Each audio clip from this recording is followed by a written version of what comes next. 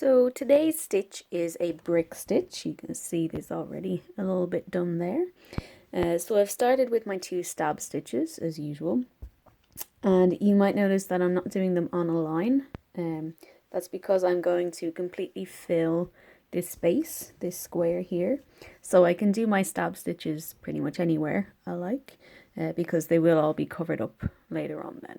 Okay, so brick stitch is pretty much like a back stitch, just with lots of different lines of back stitch together. Okay, so we're gonna start at the top here and then into the corner, and again about the same length away.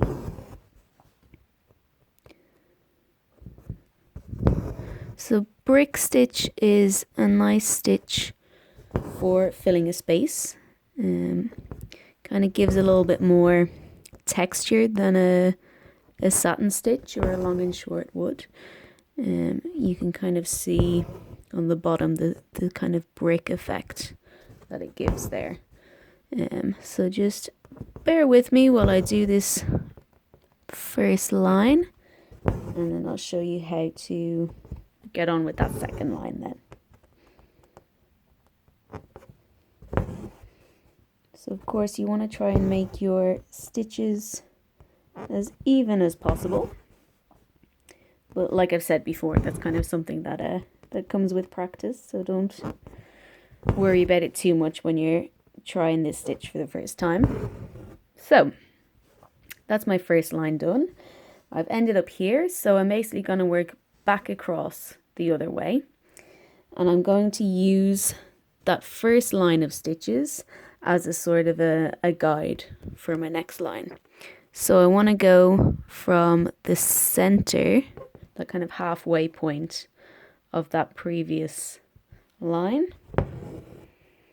and over to the side, and then again from that halfway point to there. So I'm making my stitches the same size, but they're just coming from halfway rather than having that same point, so you get that kind of brickwork effect. And you want to get your lines nice and close so that you don't see any of the fabric through that.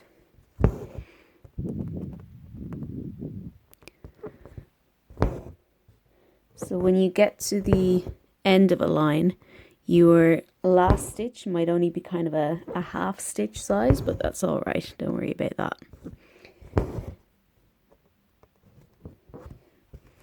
As you can see here, it's only sort of half the length of the other stitches, but that's all right. So again, your next line, working back the other way like you did on the first line, and just going from that halfway point. So you should pretty much meet up with the stitches from the first line then as well. Okay, so give that one a go, and you can let me know how you get on.